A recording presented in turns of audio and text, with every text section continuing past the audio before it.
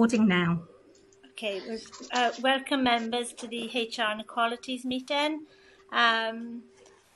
We have apologies for absence from Councillor Hodgins and Councillor Jarvie. Are there any declarations of interest? No. No. No, all okay? Okay, thank you. So we'll move on to agenda item 3, which is chairperson's announcements. I have a few here. The first one is to welcome our new member, Councillor Hodgkins. Although he's given his apologies today, we welcome him nevertheless. As we go on to the minutes of the 24th of February, we'll see that we gave Ian Greenman best wishes for his retirement, but happily for us, Ian has deferred his retirement and is still working with us and using his considerable expertise leading the COVID recovery programme. So I'd just like to say thank you to Ian for that. And the next one is Gary Davis. Welcome to Gary. Is the new head of training and development, taking over Ian's previous role, and congratulations to Gary. So that's good news. Good, excellent. Yeah. Yes, brilliant news. So thank you. So then the next item is item 4 to receive. Sorry, Chair. Yeah. Sorry, Chair. Can I just take a roll call for the recording, please? Oh, yes. Sorry, Sarah. Thank you. I can see on the screen Councillor Alley, yes. Councillor Colburn, Councillor Ellsbury, yep.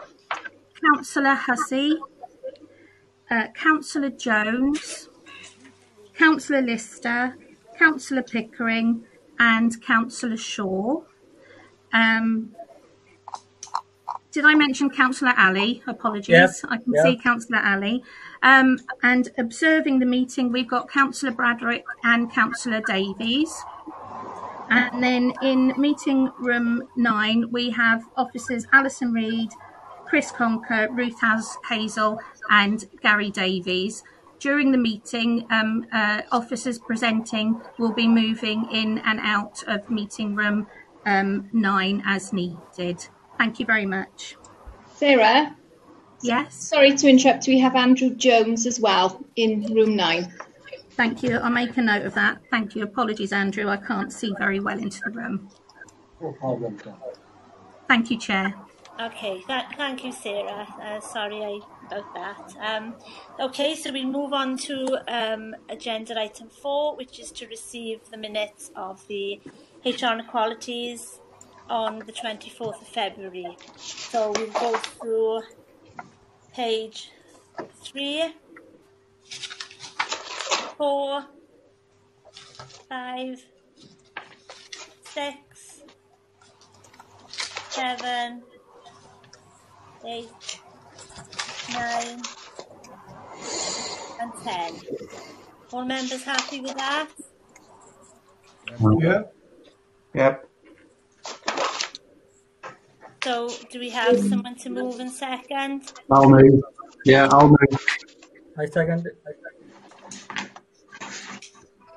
Okay, Sarah, did you get that?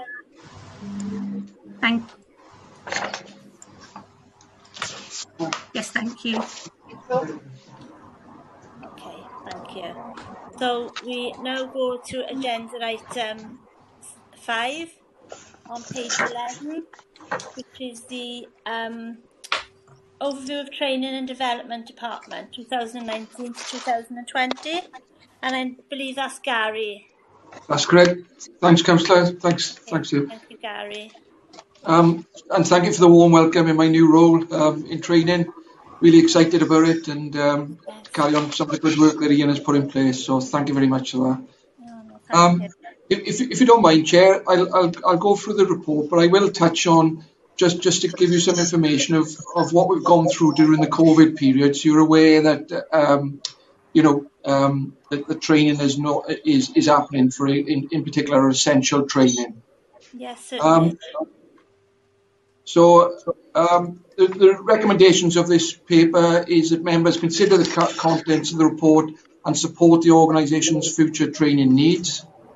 I'm moving on to page 12 of the report and looking at training delivery.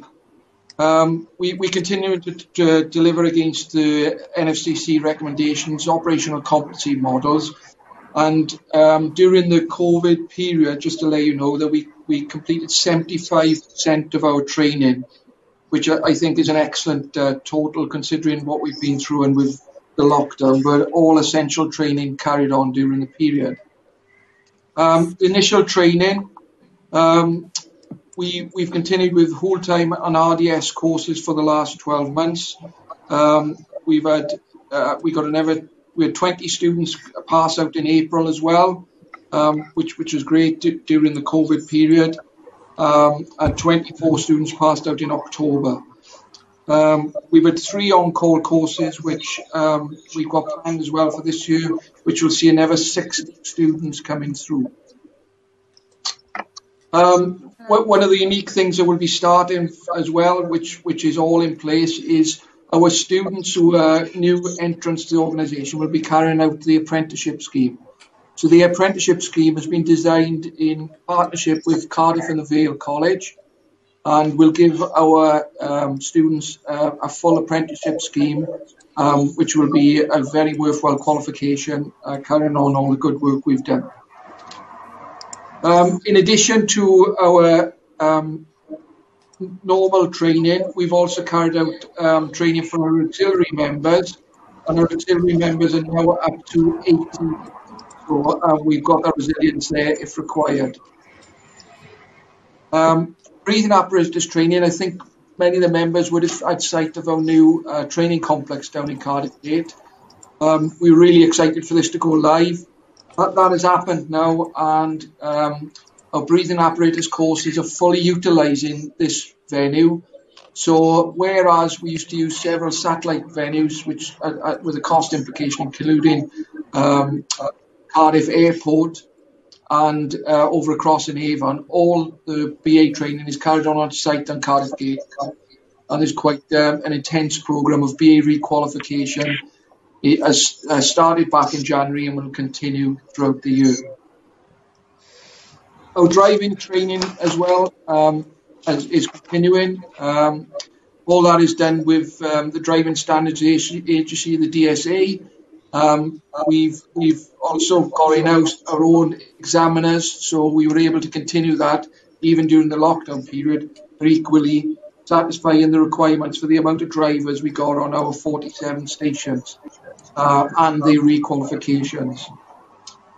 Moving to the bottom of the page 14, immediate emergency care, which is basically our enhanced trauma training for our firefighters. We've seen over the last year an increase in the amount of occasions we've had to use this, and this is down to the limited amount of ambulances available, and equally the amount of time our crews are left on scene dealing with casualties. So the enhanced course enables such things as defibrillation, more intrusive airway management, and far more to support life for casualties at sea. Our road traffic collision training has continued and has been enhanced with many more vehicles being delivered to Cardiff Gate and contracts with newer vehicles. So some of the new systems, like airbag systems within vehicles, the crews are actually working on those now. So that has been a very good advancement in the training. Technical rescue training, I'll refer to the water rescue training that we're obviously legislatively and statutory tied into now. Many members would have seen this operating in their areas during the flooding period, and the success of that operation, which has only been enhanced by the amount of training we've received at Cardiff Gate, other venues around the service, and also partnership with the Whitewater Centre down in Cardiff Bay. In addition to that, our rope rescue training has continued. and our 3 rope rescue stations have got fully competent personnel who attend this type of incident. Equally, our large animal rescue training has continued, and we've brought online another 2 stations to limit the impact to the public when required for large animal rescue. So we've got 2 extra venues now which are attending incidents, which supports the risk to public when they are attempting to rescue animals. So that's been another advancement. And that training is carried out in conjunction with S College at Cardiff Gate. The National Resilience Training is ongoing. That has continued during lockdown as well, which has been good. And this is about preparing our teams in South Wales for any event of terrorism or threats of terrorism. And that has continued across the UK and still in the area.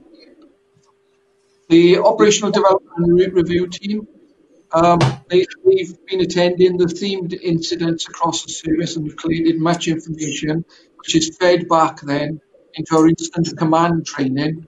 So when our incident commanders come to Cardiff Gate for refresher training, and every 3 years they have to go through a process of qualification, and that's the 4 levels, level 1, 2, 3 and 4. That has continued, and I'm pleased to say that has continued over lockdown as well. So we've done now 90% of our level 1 commanders received their retraining. So that is over 300 crew and watch managers have received their assessments over the period. Okay, so that's always left on there is that the structure of training, and that has not altered from the previous years as well. And that's completes the document. Oh, thank you, Gary. There's some excellent stuff going on as always, so thank you for that. Do members have any questions? Councillor Shaw's got a question. Okay. I have. Thank you, Chair, and thank you, Gary. Thank you. A very good and comprehensive report. It shows how well we can cope actually with this pandemic going on. Are there areas of training that you think that we can have suitably gained knowledge from this COVID thing to say how we can develop our training to be delivered more online? I appreciate a lot of what you do is hand, if you like, and face to face.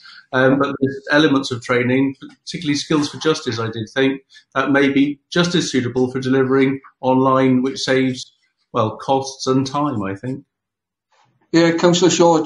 So the level 1 assessments for our crew and watch commanders has been done online. So the individuals who've been assessed have been done. That's been carried at station. Equally, our 47 stations are going through a refit of the systems available on stations. So there will be the availability of us as Cardiff Gate sending training through streaming training through to all stations when needed. So this is something we've learned through COVID. We've documented exactly all the good stuff that's gone on. It's really pleasing. 75% of the training is carried on. And 25% is programmed for catch up. But you're totally right. There have been real advancements in ways of working, which has been forced on us, but will really contribute to the efficiency and effectiveness of Cardiff Gate. And once those have been tried and tested, I'll deliver them to the councillors as well, so you're all aware via this platform. Yeah. Thanks very much, Gary. Thanks. It was a good report. Thank you. Thank you. Thank you. Any other members wish to speak? Okay. Sue, yes. Sorry, Sue, just to advise, Councillor Roberts has just managed to join us and has raised her hand in indication to speak. Okay, over. Just my apologies. I just couldn't get in to attend earlier. Sorry about that, Chair. Okay, no, thank you, Overon. That's fine. Yes, I just sort of wanted to say that The apprenticeship scheme, I mean, that's fantastic, and, you know, sort of well done on that. The Cardiff Gate facility we visited, and what a fantastic facility. And as Gary said, with regards to the water rescue, yes, I did witness that in my own ward, and it was, well, it was just fantastic the way the firefighters handled everything. So, okay, so before we go to the recommendations, do any other members wish to speak or ask a question? No? Okay, so I'll go to the recommendation at 7.1, that members consider the contents of the report and support the organisation's future training needs. I would move. Okay, Chair, if I may, I'll mute everybody and then I'll go individually through the list to get people's determination. Yes, certainly, Sarah. Thank you. Thanks. So muting everyone now. Right. Councillor Ali. In favour. Thank you.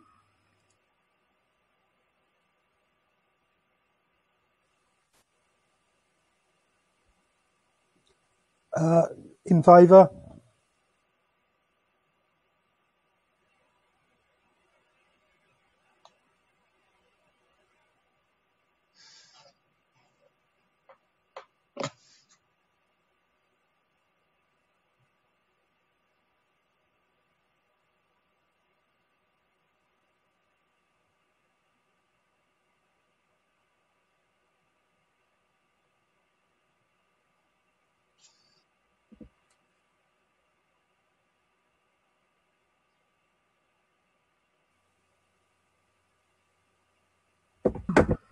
I'm on mute. I do apologise, members. Yeah. Thank you, Councillor Colbrand. I now understand why you were indicating to me. Right. Councillor Ellsbury, would you like to vote in favour or against the recommendation?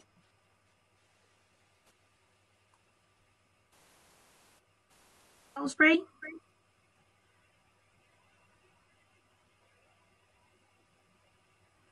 For some reason, I can't hear you, Councillor Ellsbury. Hear me now? I can hear you now, yes. Yeah, okay. Yeah, I mean, sorry, you're breaking up. I'm obviously breaking up as well. Yeah, I'm in favour. Thank you very much. Moving to Councillor Hussey. In favour. Thank you, Councillor.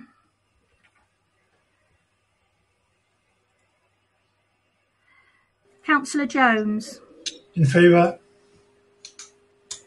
Thank you.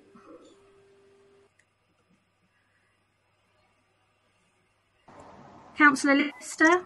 In favour. Thank you.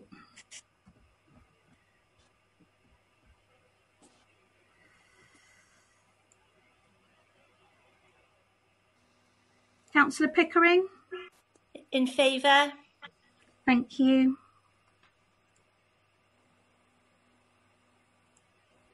And moving on to Councillor Shaw. I can't unmute you, Councillor Shaw. That's okay, I had muted it. Yes, in favour, thank you. Thank you, Councillor. So that moves in favour unanimously. Oh, just to note, Chair, Pamela Drake, Councillor Drake has also joined us. Yes, I got very frustrated.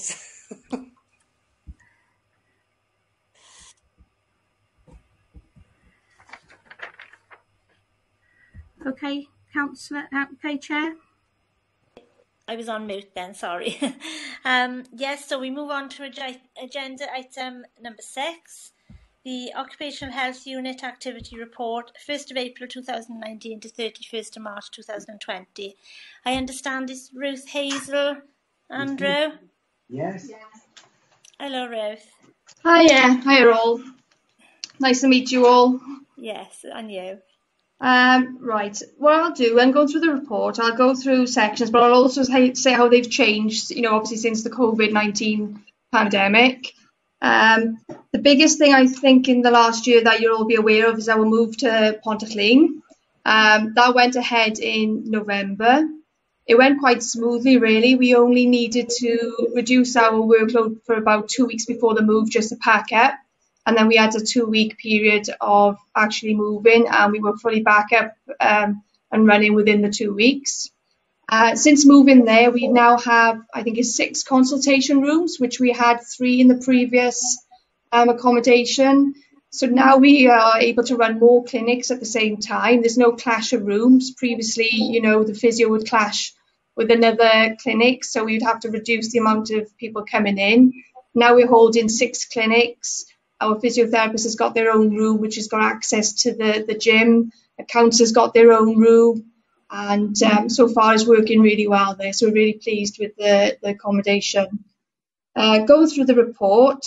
First of all, I'll touch on the appointments. As you can see, we've tried to break it down a little bit more for you this year. With the appointments, they're quite similar actually to last year. You can see the totals at the bottom. It probably would have been higher, obviously, if we didn't have the move.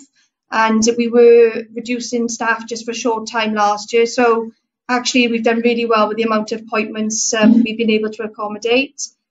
The health and fitness advisors, they continue, they're quite consistent with their numbers. They're going out to station and they're getting a lot more involved with our wellbeing days and functional assessments. We do a lot more of them now to be able to check people's ability to return to work after maybe a physical injury.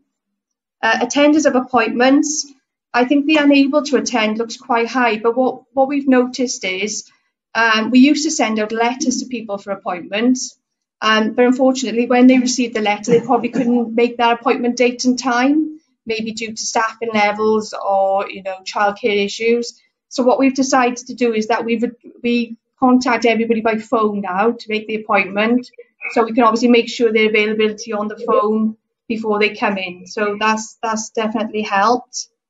Referrals have been quite consistent. Possibly since COVID, you might notice now next year a reduction in the amount of referrals coming in. We felt that if people were fitting in work, that we wanted to, obviously because the workload was needed with the COVID pandemic, we reduced the amount of unnecessary probably referrals coming in. If people were fitting in work and able to continue, that was fine. Mental health issues or anybody who was struggling to maintain their fitness for work were definitely referred in. During the COVID-19 pandemic, the majority of staff have been working from home initially. So we've been dealing with people by telephone consultation.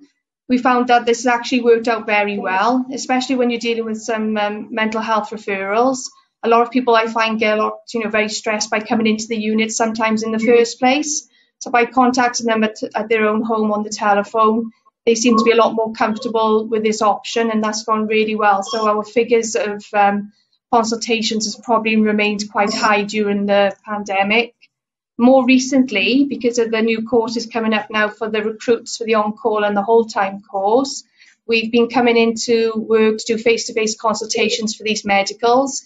We've got the appropriate PPE. I think we've got the first course now for July the 20th starting today for the on-call. We've managed to get 20 candidates ready for that. We've got candidates ready for the whole time for August as well as the September course. So we've been able to fit these in quite well. We changed the procedure of booking in the recruits because usually they would come in and then declare their health issues. What I've been doing is triaging the declaration forms before they come in, so we can get all their information from the GPs and relevant consultants, if they've got any underlying health issues before they actually come in. So we've been able to process the recruits a lot quicker. Referrals to Spire last year was is a bit of a reduction in cost, but the amount of referrals probably remain the same. We tend to do a lot of MRI referrals because obviously this will let us know what is wrong with the person in the first place to be able to treat them and obviously get them back to work quicker. During the COVID pandemic, Spire have actually offered their services to the NHS, and that is up until September. So we have had some delays with referrals there, but more recently now Spire are able to see telephone consultations, and they are offering some sort of weekend work. So if we need to get somebody back to work quite quickly, then we are able to start referring back to Spire now. With regards to our physiotherapy service, this was reduced slightly during the pandemic just because of the face-to-face and the risk of consultations initially. The physiotherapists did continue to see people that they felt needed to come back to work so we could keep our numbers up. But more recently now, with the right PPE, he's probably half of his clinic now is face-to-face. The remaining of the clinic he does by telephone consultation or video call, and that's actually worked out quite well, and we've been able to improve people's health and get them back to work within a reduced amount of time. Stress awareness, with regards to our NHS partnership, you might notice that the figure was reduced last year to Dr. Tracy Vick. This is because she took some time off due to bereavement. During that time, we were accessing the support of Dr. Neil Kitchener, who also works for Veterans Wales. And I think he managed to see, I think it was about seven new cases for us. And I'm pleased to say, I think all but one of those cases are back in work since that time. Counselling, we've broken down the amount of people who attended counselling. There's been 276 appointments last year. And I think of that, 220 were attended and filled.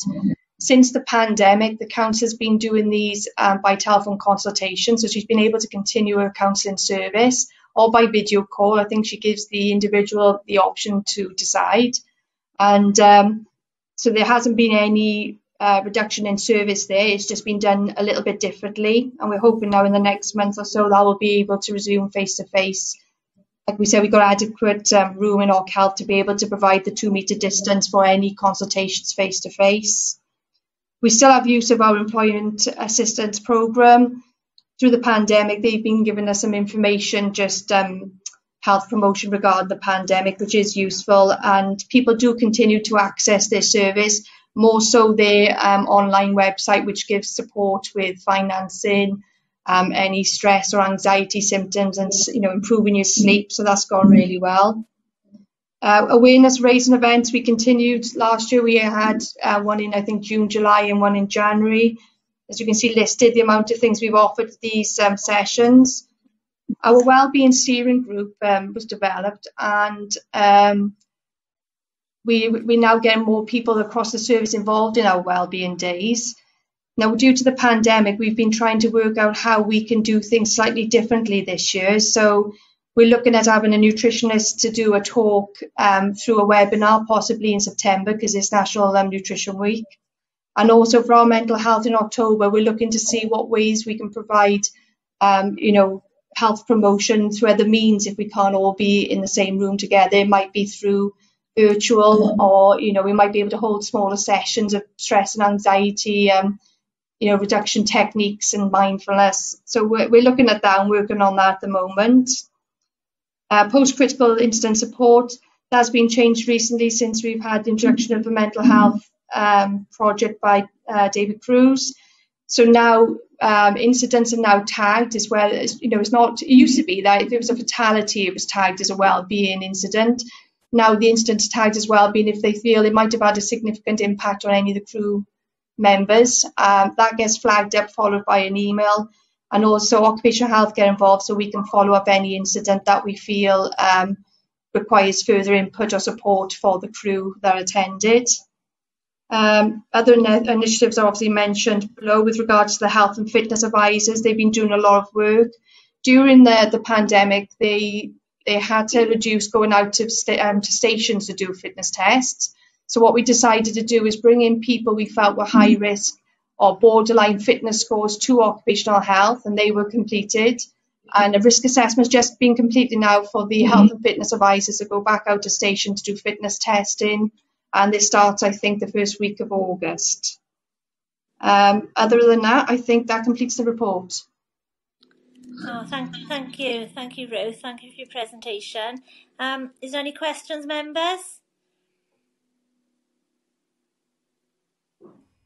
Councillor Shaw is indicating that he'd like to ask a question, Chair. Thank you, Chair. Thank you, Ruth. Another good report. You're quite right to highlight the table 3 on page 23.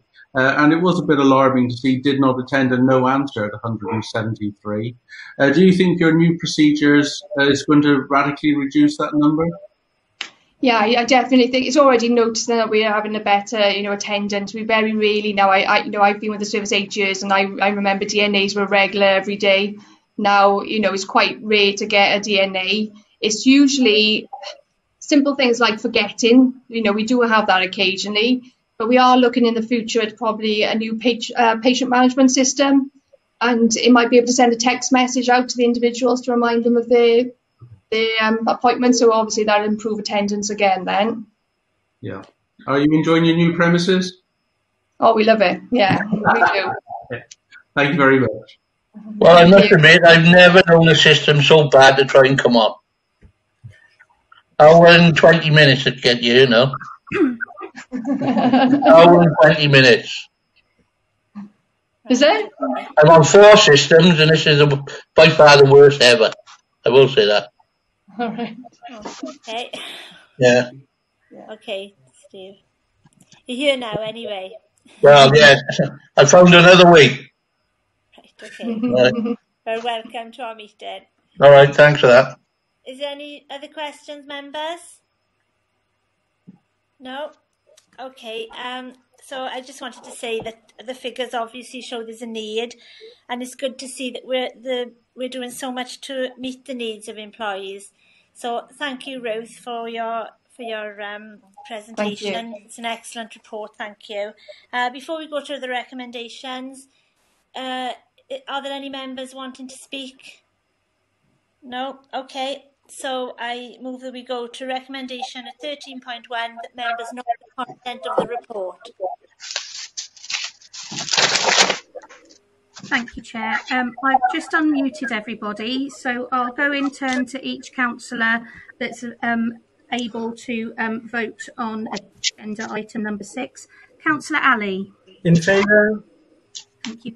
Councillor Colbrand. In favour. Councillor Drake. In favour. Councillor Ellsbury. Yes, in favour.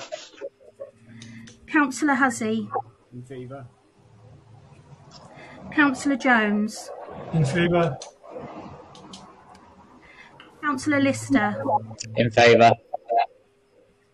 Councillor Pickering. In favour. Councillor Roberts. In favour. Thank you. I believe I've captured everyone that's...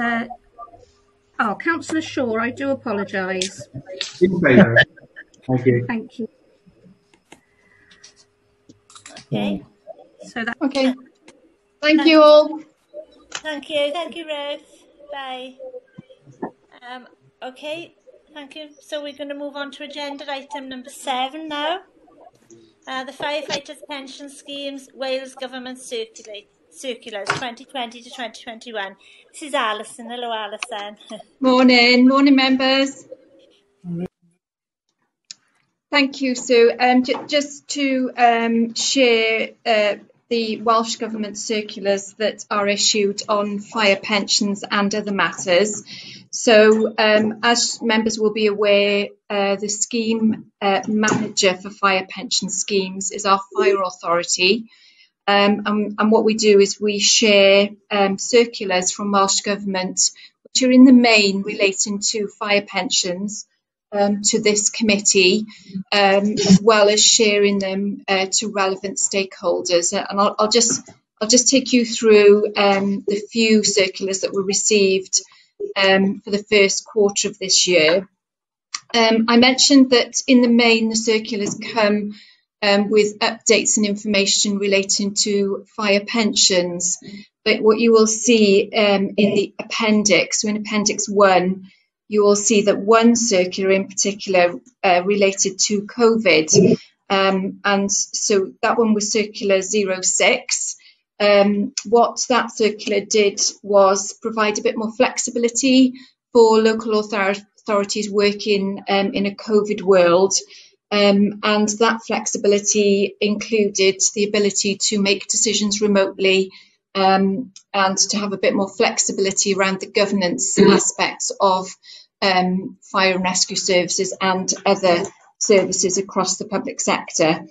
Aside from that one, every other circular that's come from Welsh Gov in the last quarter has related to pensions, so fire pensions in particular, and these range from informing us of the increase in employer contribution rates to giving us information and requesting information from us in relation to the grant arrangements and re-evaluation of the public sector pensions across fire and other sectors.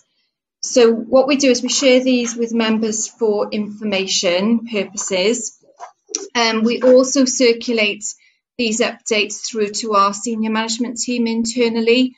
So from a governance perspective, these are circulated to the executive leadership team, senior management team, our pensions team internally, so that's Kim and her colleagues within HR in the service, but also these are circulated to our CT, who is our pensions provider. So we have that governance loop sort of closed, if you like, so that all relevant stakeholders who need to be aware of the changes that are coming down the line are in the loop. And obviously on the governance one, that was shared with ELT, and steps were taken to ensure that decisions could continue in a COVID world.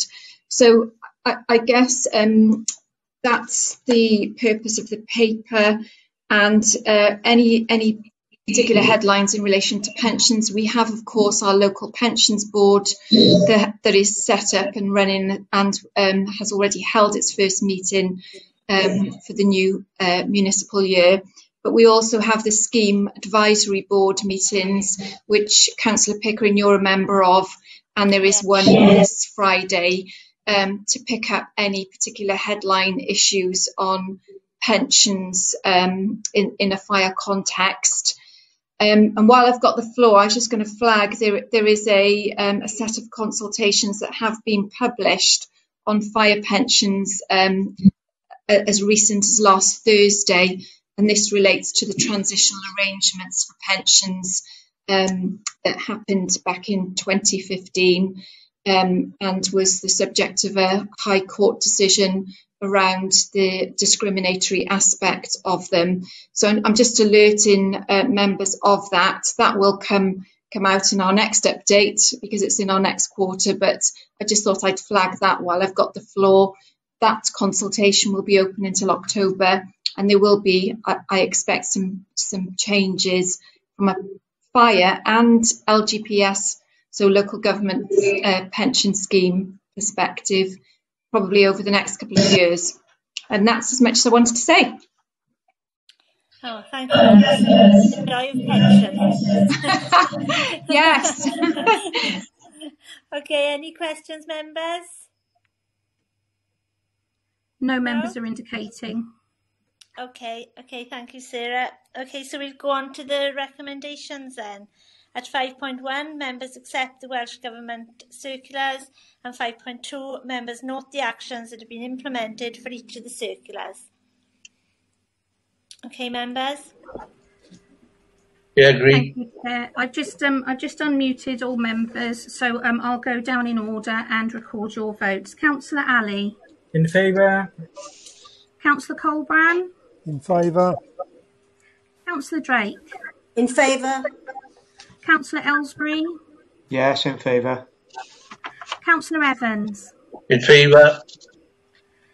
Councillor Hussey. In favour. Councillor Jones. In favour. Councillor Lister. In favour. Councillor Pickering. In favour. Councillor Roberts. In favour. Councillor Shaw. In favour. Thank you, councillors. I've recorded all votes. Thank you, Sarah. Okay, so we'll move on to agenda item number 8 now, page 37. I understand Karen Davis is to present this morning. Yes, good morning. Good morning, Karen. And we're starting with a good news headline.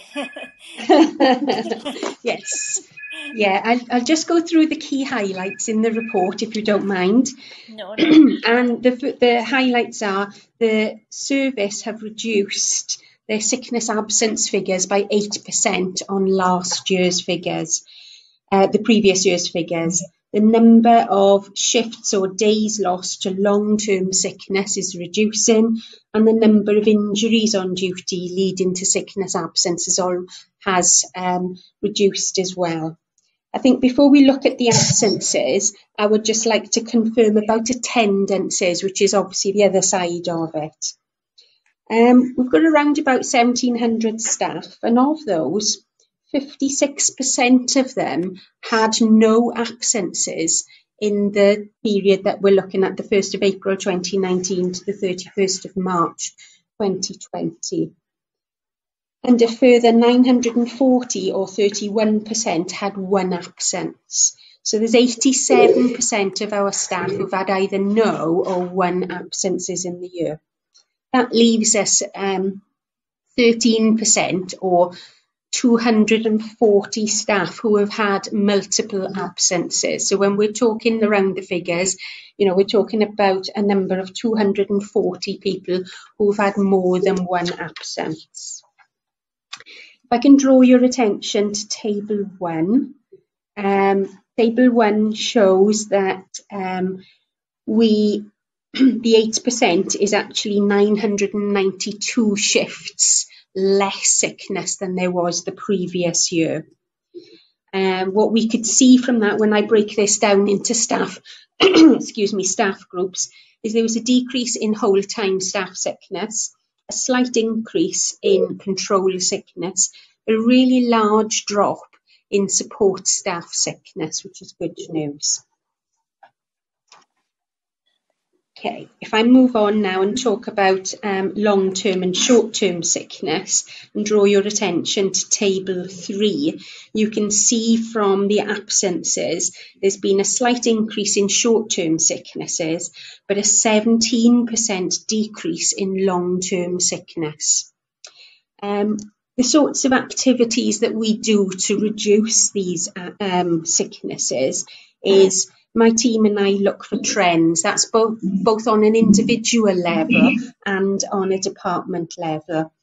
We have increased the number of welfare visits. So as people become ill, then we will go and visit them at home or they pop into the fire station. So a member of my team or myself, plus their station manager, will have a welfare visit. Every month we have a sickness advisory panel meeting, and at this meeting we focus on the long-term sickness and on complex cases. For certain cases we do individual case reviews. These tend to be, this is a new thing that we introduced in the last quarter of last year. And we look at people with acute mental health issues, because as you know, the mental health project is ongoing and we're starting to have an increase in mental health issues. So we look at those who are very severely affected by mental health. This could be at the beginning while they're in crisis, or this can be managing them through their mental health. We also look at other chronic illnesses. And one of the things that we have started to introduce now is tailoring their transition back into the workplace. We do have a phased return approach, and that is sufficient for people who have physical injury, so getting them fit enough and well enough to return to full-time work. But sometimes for those who have acute mental health issues, we need to tailor that approach quite differently, which is what we're trialling right now. We're also taking a close look at people who are moving towards the ill health retirement. Previously, we've had people on sick for 2 years or more, but actually we're looking at it a lot easier to try and get some closure for them and for us around the ill health retirements. The number of support staff sickness absences were reduced, and I would put that down to the robust implementation of the welfare policy and attendance policy. We interviewed last year 60 people around their sicknesses, warning and trigger points. 31 warnings were actually issued, but 29 people still went through the interview process, but we provided them either with exemptions for their warning. But this sort of proactive stance in the way that we're managing sickness is having an impact. If I can move on, during these meetings, what we talk about is their sickness absence, obviously, but we take time to talk about self-care. So we get them to talk about their sleep patterns, their nutrition, their exercise, their well-being, what medication they're on, and any other additional support that's required. So whilst it is a warning interview, we do cover an awful lot of welfare issues around this as well. If we move on now to the injuries on duty leading to sickness absences. In the previous year, there were 26 injuries resulting in absences, but this year there are only 11 injuries resulting in sickness absence. Whilst there were 44 injuries on duty or near misses, only 11 of them resulted in sickness absence. So that's a big improvement on the previous year. And finally, if I could just focus on the sorts of things that we are doing for this year, 2020 to 21, we will be continuing to focus on reducing sickness absence. I will be benchmarking with other fire and rescue services, so we'll be able to provide an update for you on that at the next time that I come here and talk to you about absences. We want to focus our attention on those with a history of sickness absence so that we can provide early support and appropriate intervention. We are also returning to business as usual following the first wave of COVID, and we are using the lessons or the learning points from the first wave in preparation for any future second or subsequent waves. Thank you. Oh, thank you, Karen. Do members have any questions? Thank you, Karen, for that detailed report. Any questions, members? No members are indicating, Chair. Okay, so, well, as I say, thanks, Karen. There's some great work going on, as always. It's good to see the significant improvements in many, most areas, particularly the mental health project. So thank you. So I'll go on to the recommendations now. Sorry, Chair. I believe Councillor Tudor Davies, is indicating that he'd like to ask a question. Yes, certainly. Tudor. I got to leave the meeting, Sue. All right. Okay. Thank you, Tudor. Thank you for joining us. Nice to see you all. Nice to see you all. Anyway. Bye now. Bye bye. Thank you.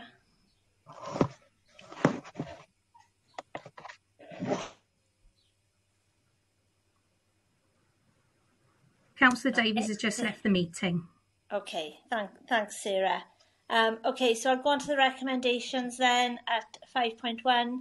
That members note the contents of the report. Yes, I'm happy with that. Yeah. Thank you, Chairs. I've just unmuted all members, so I'll go through and receive your votes accordingly. Councillor Alley. In favour. Councillor Colbrand. In favour. Councillor Drake. In favour. Councillor Ellsbury. Yeah, noted and in favour. Councillor Evans. In favour. Councillor Hussey. In favour. Councillor Jones. In favour. Councillor Lister. In favour. Councillor Pickering. In favour. Councillor Roberts. In favour. Councillor Shaw. Yes, in favour. Thank you. I've received everyone's votes now. Okay, Thank you. Thanks, Sarah. Okay, so we move on then to agenda item number 9, Page 43, Annual Report on Grievance and Discipline Activities for the year 2019 to 31st of March 2020. And I understand it's Gillian Goss to present? That's correct, yes. Hello Gillian, how are you? Hello.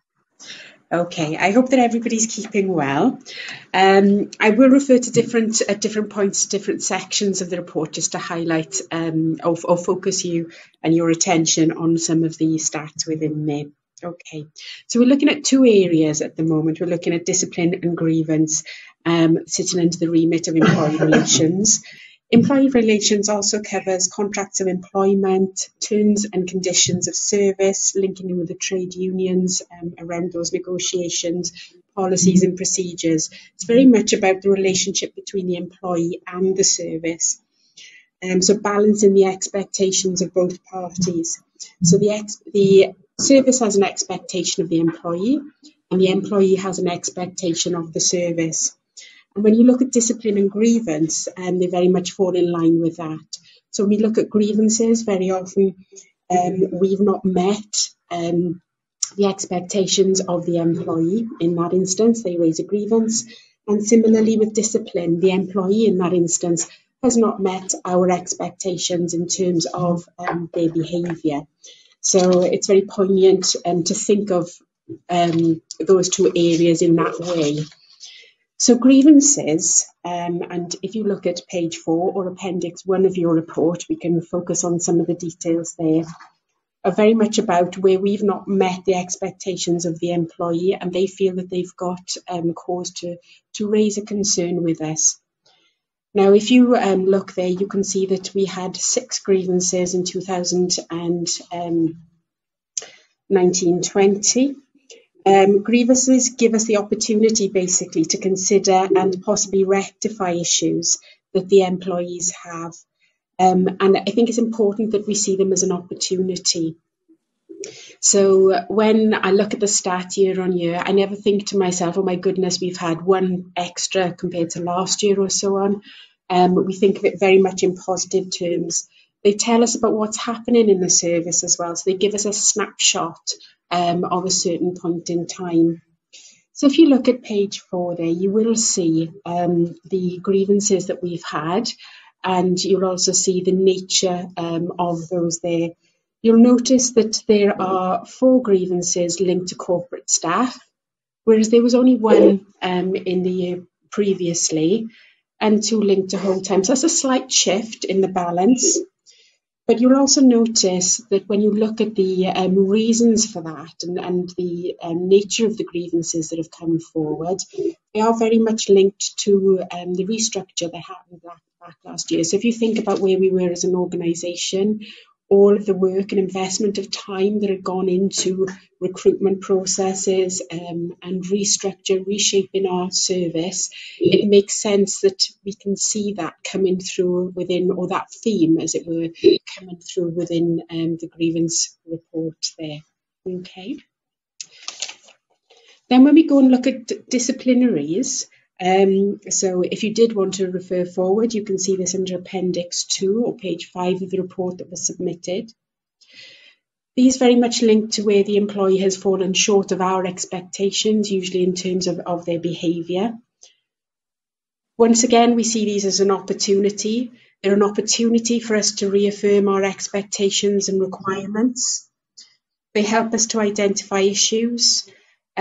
So, for example, if somebody has done something that has fallen short of our standards, does it reflect the fact that there might be a training issue somewhere? You know, is there something that they don't understand around what it is we expect of them, and how can we bridge that gap then? When you do look at that Appendix 2, it's quite a long piece of information in there, and I know you've had the opportunity to look at this, but I've just classified things a little bit more succinctly for you. 9 of those items listed linked to criminal conduct, and I think that's really important to highlight, because they are incidents that have happened outside of the workplace. And because of the role of the firefighter and the role of the fire and rescue service as such, we do expect people to have very high standards of behaviour inside and outside of the workplace. I think what's also important to recognise here is that 4 of those 9 cases were unsubstantiated.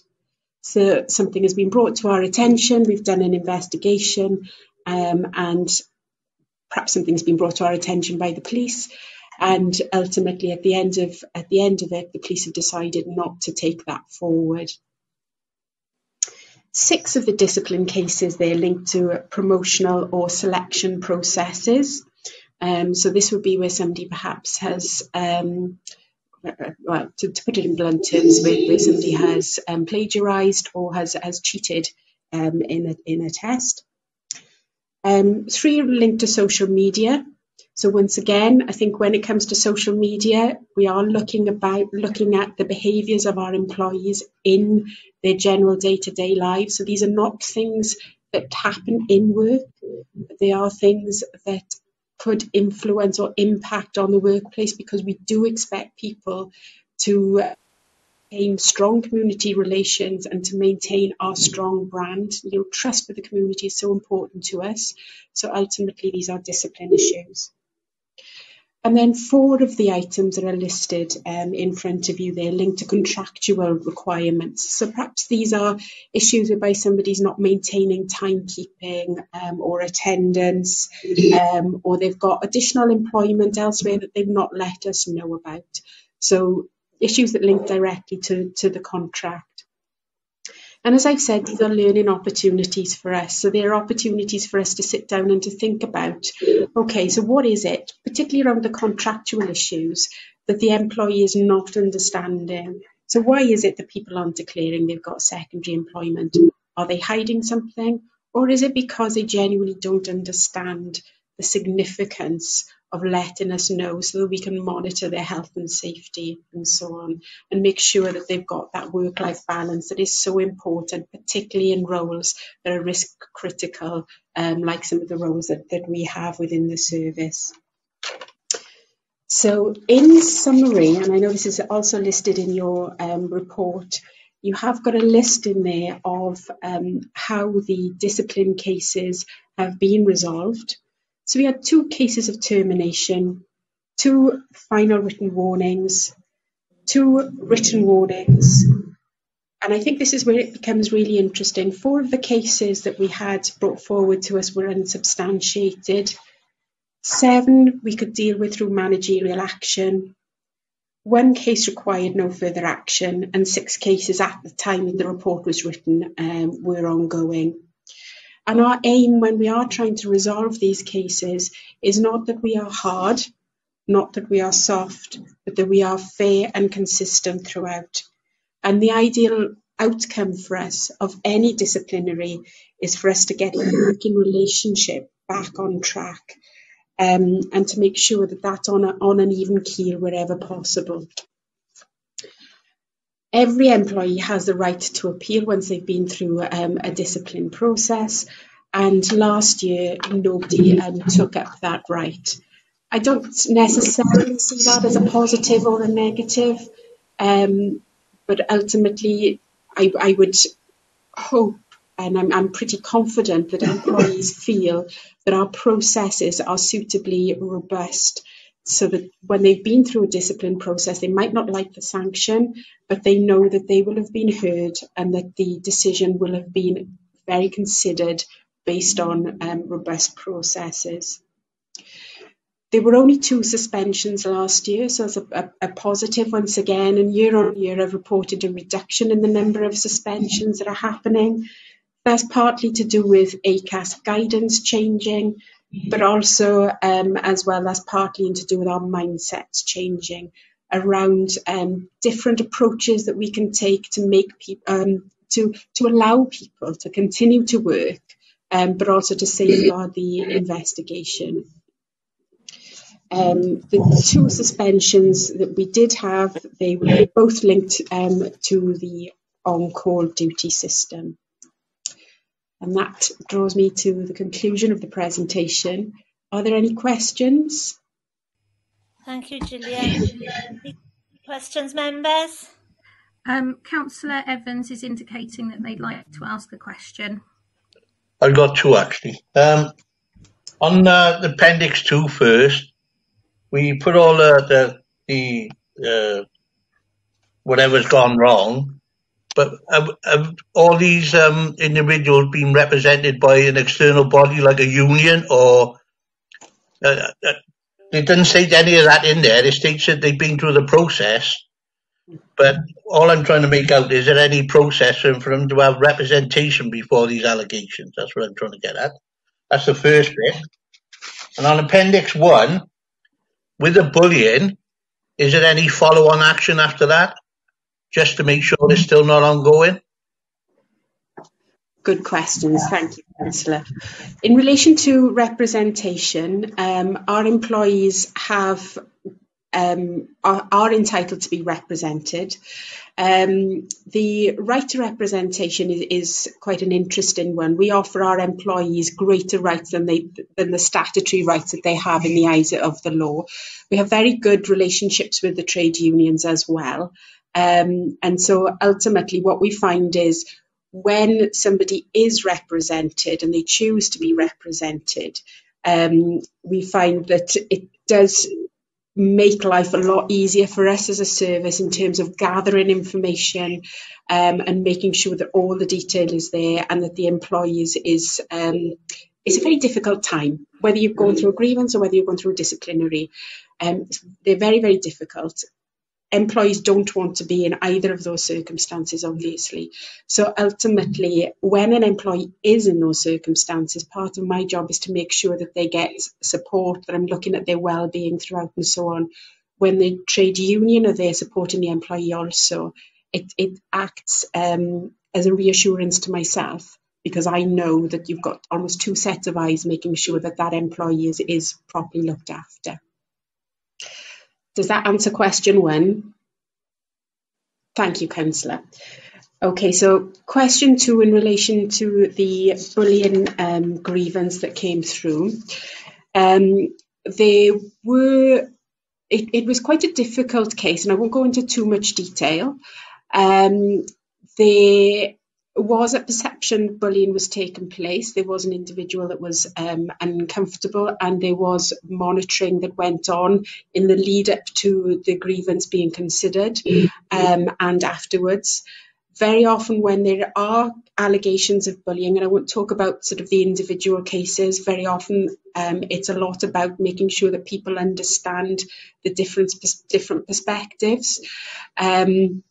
And making sure that the bully understands, or the alleged bully understands, the potential impact that they're having on the other person, and the other person understands the desired impact that the alleged bully was trying to have.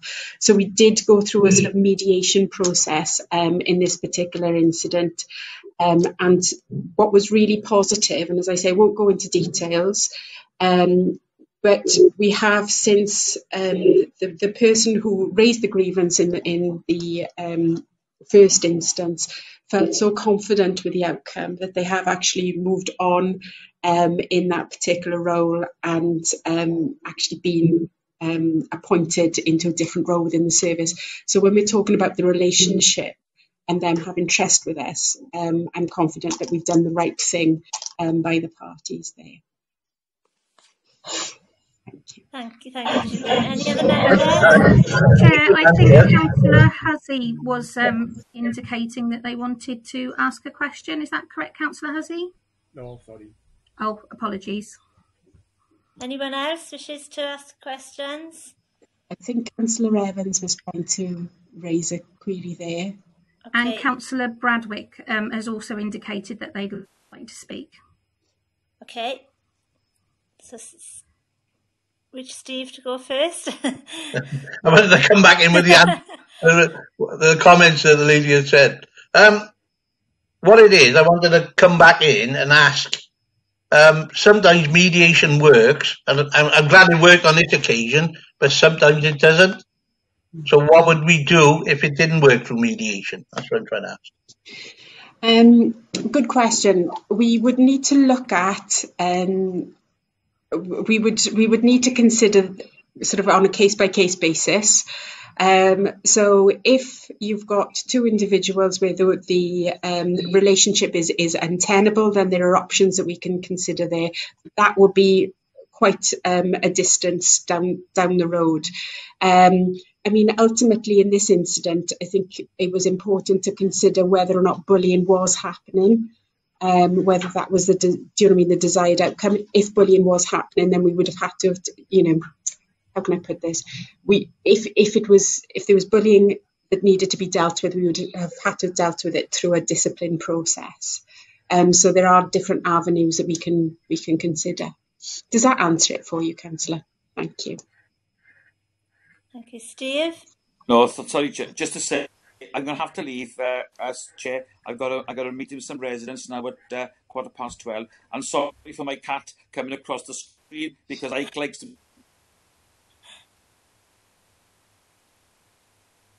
I think he's famous in South Wales now, yes. Okay, so all the best, and thank to all the You're like Mrs. Slocum of the Fire Brigade. I think owning a cat is a sign of good character. I just thought I'd get that in, Councillor Bradwick. Definitely. Definitely. Okay. So thanks, Steve. Okay. So shall we move on? Any more questions before we move on to recommendations? No one's indicating, Chair. Okay, thank you. Thank you, Gillian. So we'll move on to the recommendations at 5.1 that members note the contents of this report.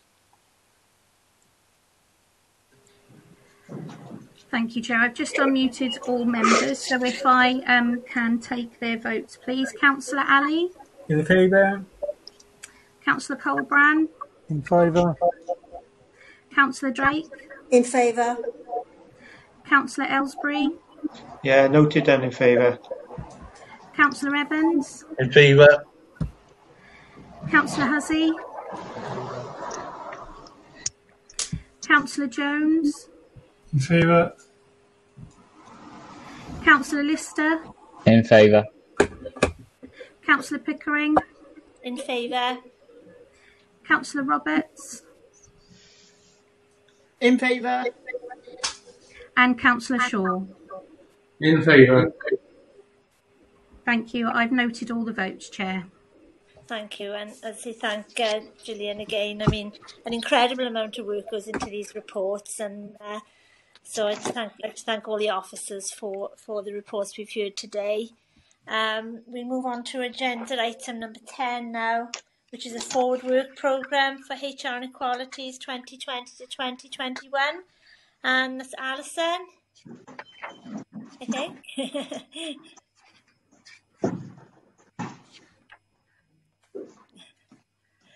Hello again.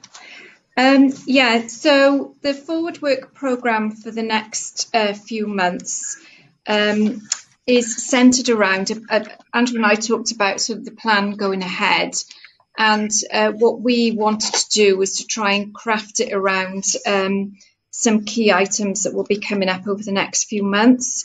So we have the usual agenda items such as the update on salaries, including pay awards. We move into the annual strategic equality plan, which for this year we were hoping, although it's now being delayed, to include some work on the socio-economic duty that is being placed on the UK and different sectors. I think that's now being parked from September until March of next year. So we'll put that back into the programme. We've been doing work on our recruitment and attraction strategy, so we wanted to bring that back in November. That will incorporate a review of the recruitment that we did in 1920 and how we take our recruitment strategy forward.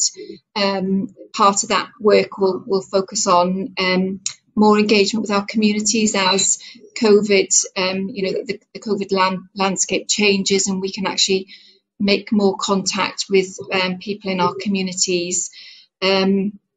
We also wanted to bring an update on the real fire training facility. Gary Davis gave you an update on our training activity earlier. Again, it's our kind of check-in update on the work that has been done and the training that has happened through that facility. Some other areas including our leadership development strategy. We have been looking at pathways for all our staff, and the update that we'll provide there will home in on the pathways, particularly around our leadership cadre and what that looks like going forward. And then in picking up also our mental health strategy, Ruth and Karen both talked about the work that we've been doing on mental health. We've currently got a firefighter seconded into HR who is helping us with that connection of our sort of HR policy approach to our firefighters on the ground, and bringing all that into a strategy that provides support to our firefighters as they encountered different aspects of their work. The other thing that I was just going to draw to your attention is the job evaluation project that we started. Unfortunately, we paused that because of COVID. We've put it back into the plan for November. But what we are going to be doing is just reviewing that time frame, because we're conscious that that sort of interaction with between staff and the company who are carrying out our job evaluation process for us will have to be done ideally on a face-to-face basis. So we'll just reflect on that, but that may be pushed into the March or the February meeting, but we'll update on that nearer the time. And then the last meeting of the municipal year will focus very much on how we've updated and the work that we've done in the year, including our pay policy statement, our Welsh language report and update, the gender pay gap statement, investors in people, because we will have, we'll be in the throes of a new assessment for our IIP accreditation, and again, other updates including establishment and our people plan, which members signed off in the last year. But we'll be providing a report of an update of activity against that plan. So that's a quick romp through on the next few meetings and how they look. Any questions from members?